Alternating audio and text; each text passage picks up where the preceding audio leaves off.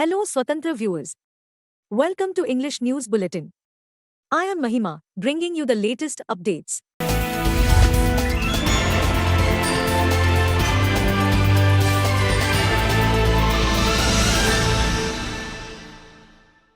Prime Minister Narendra Modi's visit to Russia and his talks with President Vladimir Putin will focus on bilateral trade and economic ties and in some new areas of scientific and technological research, the Indian ambassador to Russia has said, expressing confidence that the talks will yield tangible outcomes in many areas.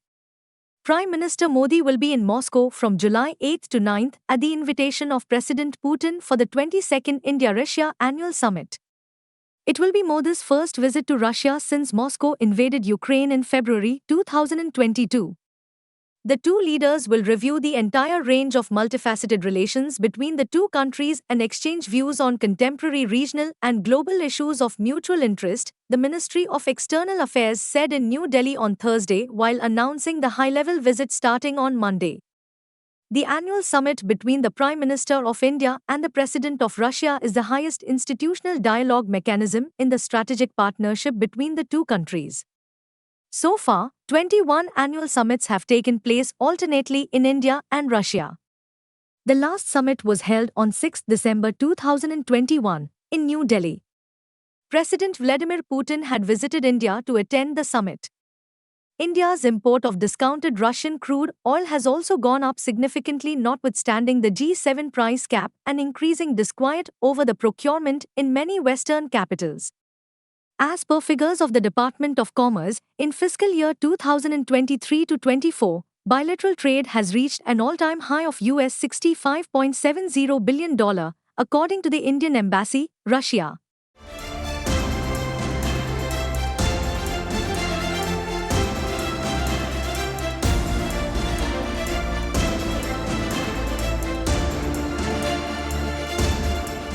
Leader of the opposition in Lok Sabha Rahul Gandhi on Monday visited relief camps in Manipur's Jiribam and Churchandpur districts and interacted with the inmates. People displaced by the ethnic violence in the northeastern state, which claimed over 200 lives since May last year, are staying in those relief camps. Gandhi, who is accompanied by senior Congress leaders, is visiting Manipur for the first time after the Congress won both Lok Sabha seats in the state. His third visit to Manipur post-violence shows his unwavering commitment to the people's cause, the Congress said in a post on X. Gandhi first visited Manipur weeks after ethnic violence broke out in Manipur on 3 May last year. He also began his Bharat Jodo Nyay Yatra from the state in January 2024. The former Congress president first visited a relief camp set up at Jiribam Higher Secondary School. State Congress President Kesham Megchandra told reporters that the inmates at Jiribam told Gandhi about the experiences they went through. He also inquired about what they need. One girl told Gandhi that neither the Prime Minister nor the Chief Minister had come to visit them. She also urged Gandhi to place the matter in Parliament, Megchandra said. People came out in thousands to greet Gandhi in Jiribam and many of them wept while talking to him, the state Congress president said.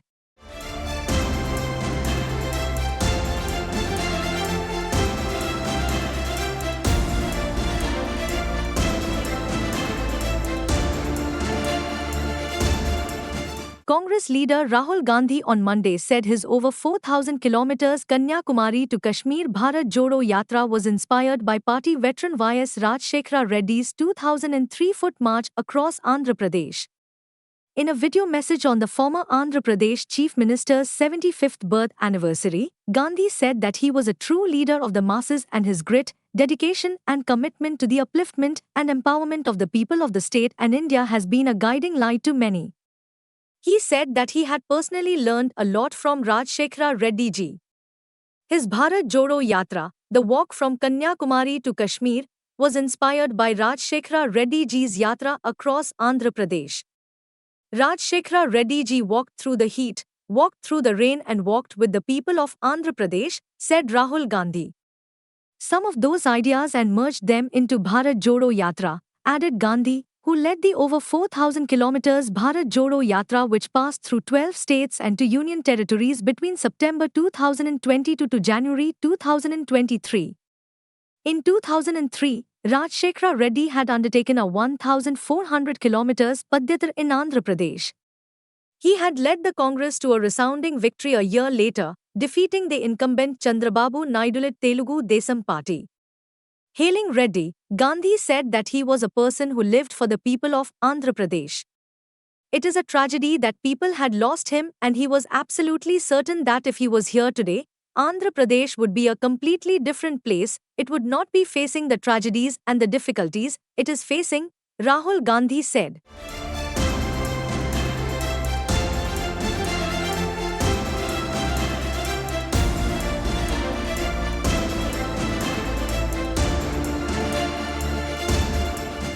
Telangana Chief Minister A. Revant Reddy on Monday paid homage to late Chief Minister of Undivided Andhra Pradesh Y.S. Rajshekhara Reddy on his 75th birth anniversary and recalled that the departed leader wanted to see Rahul Gandhi as the Prime Minister of the country. He wanted everyone to take to make Rahul Gandhi the PM. Those who take a vow to make Rahul Gandhi as Prime Minister and work for it are the true successors of Rajshekhara Reddy. Those who work against this are against the late leader, he said. He was speaking at an event held at Gandhi Bhavan here on the occasion of birth anniversary of Rajshekhara Reddy.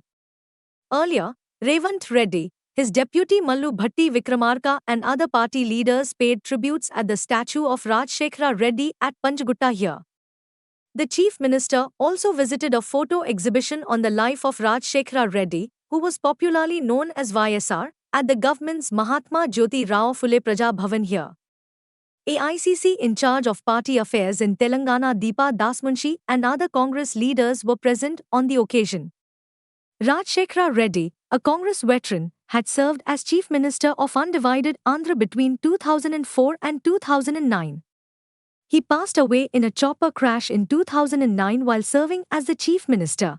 Rahul Gandhi గారి లాంటి బలమైన నాయకుడు పాదయాత్రలో ప్రజల నుంచి తెలుసుకున్న సమస్యలు ఆ సమస్యల పరిష్కారానికి ప్రజల మధ్యలో ఉండే రాహుల్ గాంధీ గారు ప్రధానమంత్రిగా బాధ్యతలు చేపట్టాలి.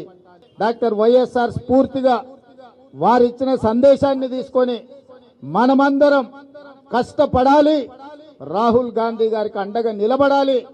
ఈ రోజు ఎవరైతే రాహుల్ గాంధీ గారిని ప్రధానమంత్రిని చేయడానికి పూనుకుంటారో, ఎవరైతే ఆ దిశగా అడుగులు వేస్తారో వారే నిజమైన వైఎస్ఆర్ వారసులు, వారే నిజమైన వైఎస్ఆర్ గారి ఆశయాలను కొనసాగించే వాళ్ళు.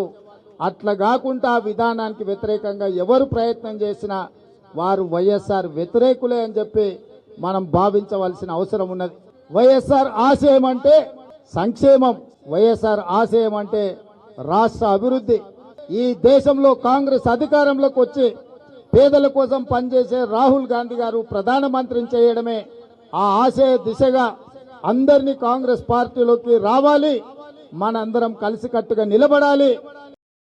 YSRCP Chief YS Jagan Mohan Reddy on Monday paid tributes to his late father and late Chief Minister YS Rajshekhara Reddy at Idupulupaya in Kadapa district of Andhra Pradesh on his 75th birth anniversary. In a post on X, Reddy said that his father's 75th birthday is a festival for all of us. He took a pledge to work for the welfare of people in the footsteps of YSR. Across the state, several YSRCP leaders and activists paid their respects to the popular leader, who passed away in a chopper crash on 2nd September 2009. Accompanied by family members and party leaders, the opposition leader took part in a prayer meeting at his father's grave. Andhra Pradesh Congress Committee President Y.S. Sharmila, Rajshekhara Reddy's daughter, also paid homage to her father along with her party leaders. The discipline YSR demonstrated throughout his life, the hard work he put in, and the courage he displayed in politics remain etched in people's minds. Jagan Mohan Reddy said that his goal is the fulfillment of YSR's dreams.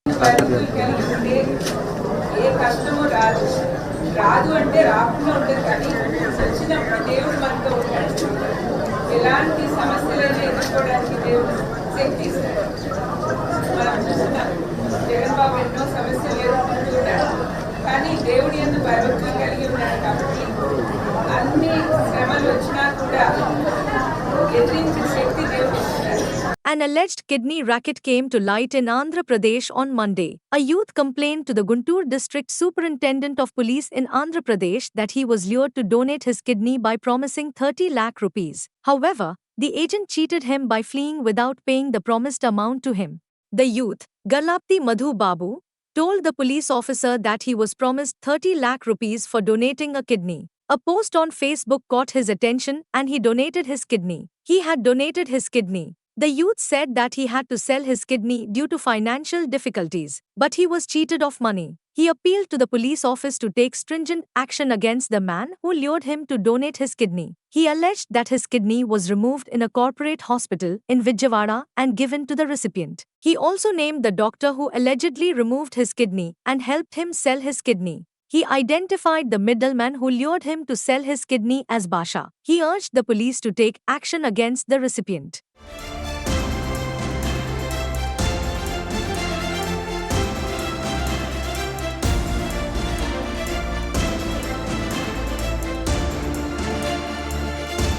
BRS leader K. Kavita on Monday approached a Delhi court seeking default bail in the corruption case linked to the alleged excise scam. Special CBI Judge Kaveri Baveja sought the CBI's stand on the bail application, which claimed that Kavita should be granted default bail as the investigating agency filed an incomplete charge sheet within the stipulated time of 60 days. The trial court also reserved order on the point of taking cognizance of the third charge sheet filed by the Central Bureau of Investigation in the matter. While the bail application was listed for further consideration on 12 July, the trial court said it will pronounce order on the point of cognizance on 15 July. Kavita, the daughter of former Telangana Chief Minister K. Chandrasekhar Rao, was arrested by the CBI from Tihar jail in April, where she was lodged after her arrest by the Enforcement Directorate in a money laundering case related to the alleged scam. The scam pertains to alleged corruption and money laundering in the formulation and implementation of the Delhi government's excise policy for 2021-22, which was later scrapped. The ED arrested Kavita from her Banjara Hills residence in Hyderabad on 15 March. Kavita is currently in judicial custody in both the cases. Last month, the CBI had filed a supplementary charge sheet against Kavita, claiming there was sufficient evidence to prosecute her in the corruption case linked to the alleged excise scam.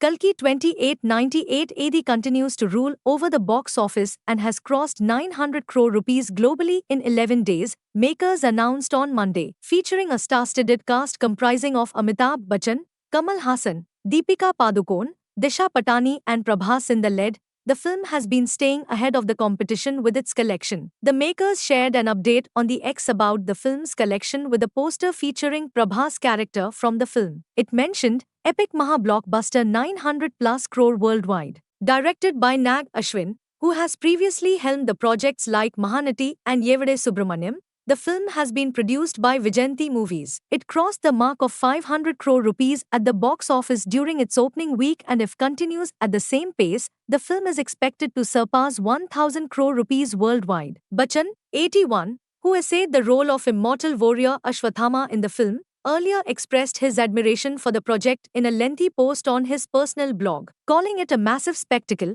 the actor said the film is a merger of myth and reality and a learning to the filmmakers on the process of putting the mammoth together for a viewing audience.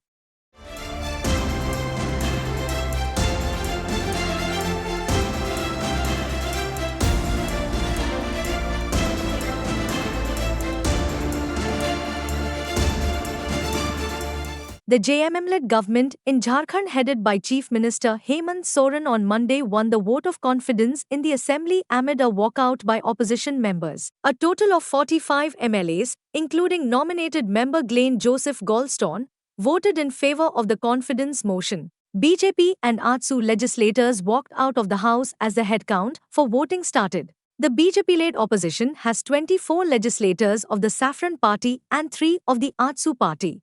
After winning the trust vote, Soren said that everyone again got to witness the unity and strength of the ruling alliance. He thanked the Speaker and all the Alliance MLAs. He said the JMM-led alliance has been performing strongly since coming to power in 2019 by following the constitutional procedures, and it was again witnessed during the day. During his speech on the confidence motion in the Assembly, the Chief Minister said that one could see the conduct of BJP legislators after seeing him again in the House.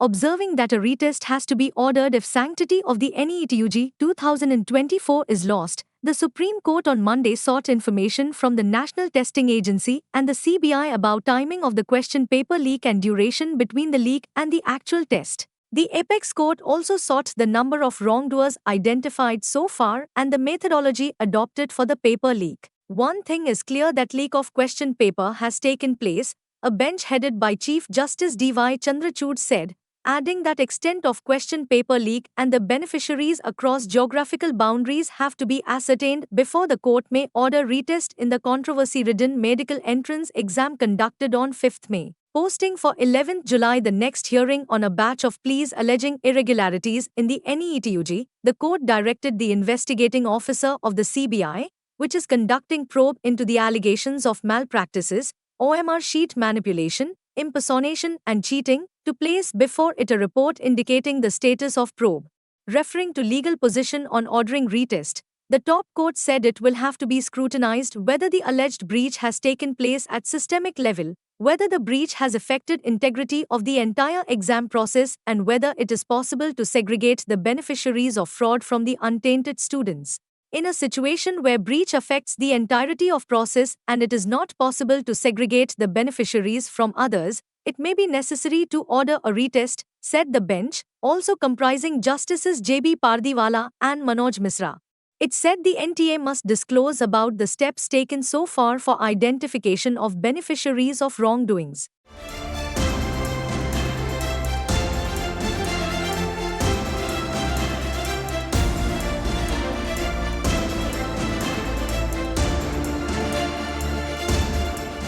The Indian community in Russia are eagerly waiting for Prime Minister Narendra Modi's visit to Moscow and will be seeking his support to build a Hindu temple in the country, a new Indian school building, and the availability of more direct flights to India. Prime Minister Modi will be in Moscow from July 8 to 9 at the invitation of President Putin for the 22nd India-Russia annual summit to be held on Tuesday. The diaspora members also expressed their wish for a Hindu temple, a new Indian school building, and the availability of more flights to India. With Hinduism spreading in Russia in recent years and the number of Indians growing, the community is feeling the necessity of having a Hindu temple in the country to meet their spiritual needs. An Indian doctor in Russia has urged Prime Minister Modi to seek recognition for Ayurvedic medicines in Russia. Also, many Russian women dressed in Punjabi attire were seen performing Bhangra in front of the iconic Red Square in Moscow ahead of Modi's Russia visit.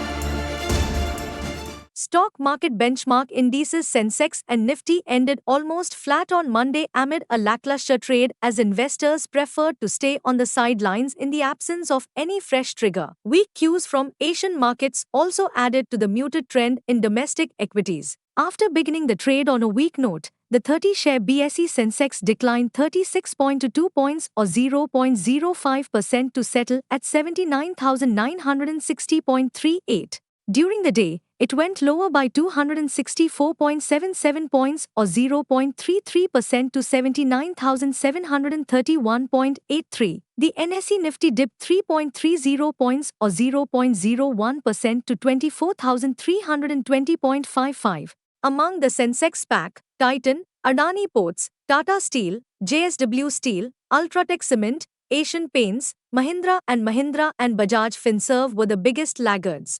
ITC, Hindustan Unilever, Nestle, HCL Technologies and Tata Motors were among the gainers. In the broader market, the BSE small cap gauge declined 0.22% while mid cap dipped 0.14%. Among the indices, consumer durables tanked 1.46%, metal 0.80%, telecommunication 0.78%, services 0.69%, auto 0.63% and consumer discretionary 0.53%. Energy, capital goods, oil and gas, IT and tech were the winners. Foreign institutional investors bought equities worth 1,241.33 crore rupees on Friday, according to exchange data.